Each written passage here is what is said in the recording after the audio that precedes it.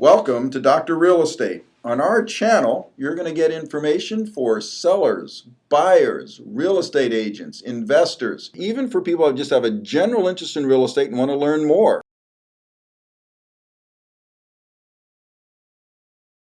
Welcome back. So here's a quick summary. If you're direct and controlling, you're more likely a D. So we'll call that a direct personality. If you're direct and supportive, means you're more interactive. So that's where the I comes from in this naming convention. Direct and supportive is an I. If you're supporting and indirect, you're more of an S. Means you want to be helpful, but you don't want to go out there. You just want to be sort of like Mother Teresa at the great extreme. So that's a supportive personality. And if you're indirect and controlling, you're more likely a C. Now this is the one that doesn't match up because C really should be analytical, but it didn't have such a good soundbite. So we're calling it concise or consistent. So DISC, a direct personality style, an interactive personality style, an S personality style, and C.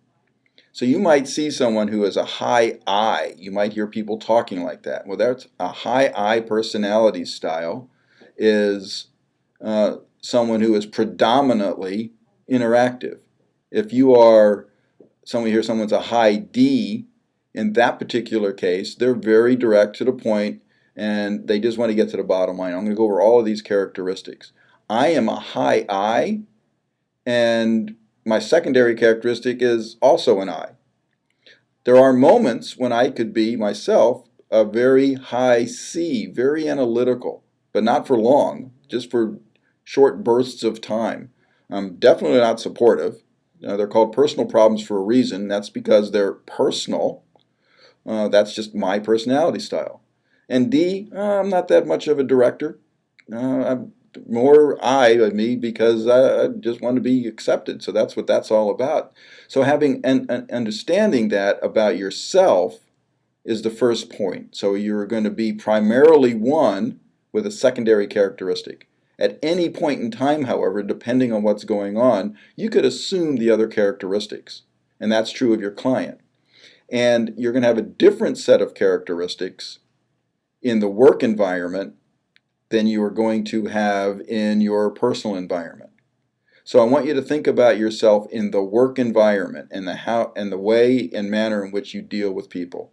So again, I'm going to ask you to pause for a second and decide which of these is your predominant and which is your secondary.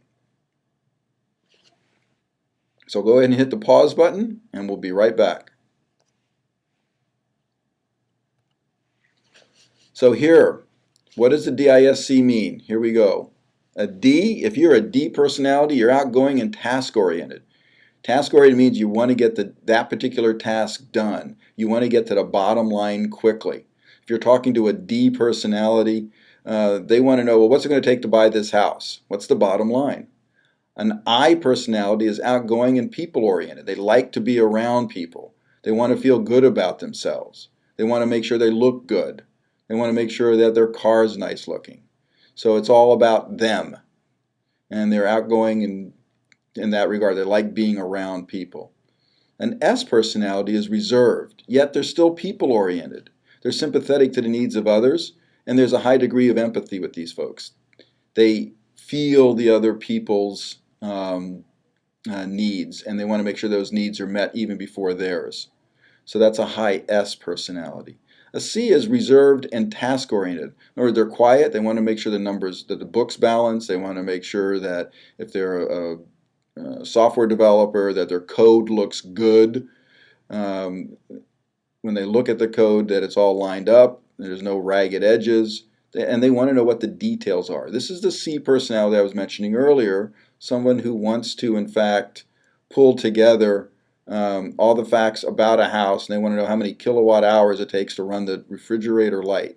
They want to know how many how much energy it takes to run the house and keep it warm in the winter if it's natural gas or even electric. They're going to want to know all that. So that's a C personality style.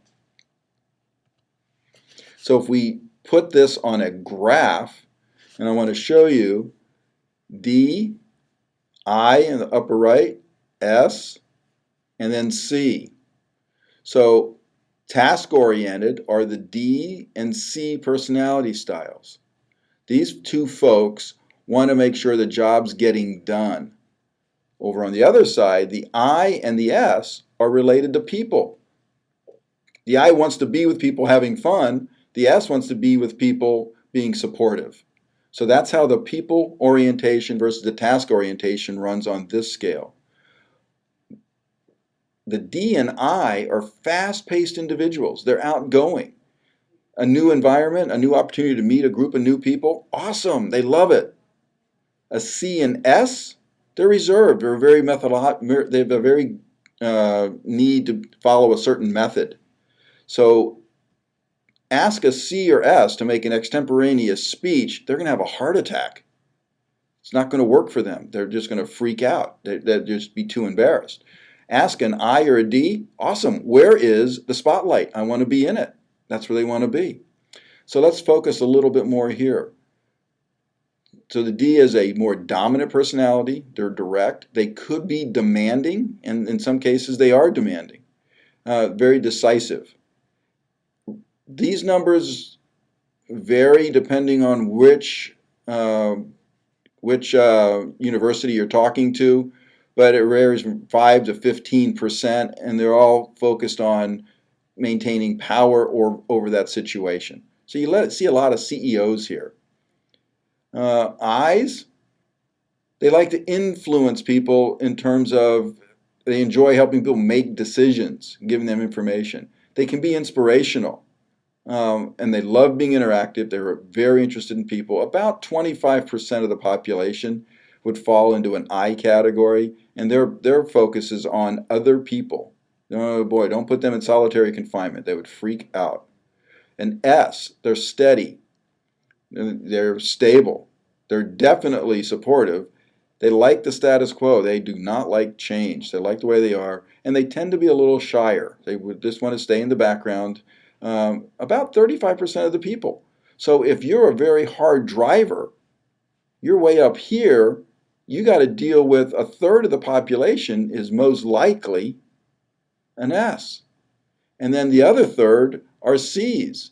They're very calculating, meaning they have to do calculation, not they have a calculating personality. That is a pejorative term from that regard. But here, they have to make all their calculations.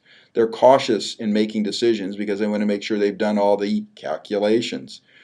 They like rules, and they're compliant with them. The rules are there, and they're meant to be followed.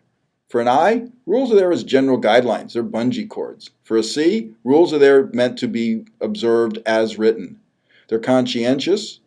They like to get the work done, and they like to think about all this. So they're procedure-oriented. So about 35% of the people.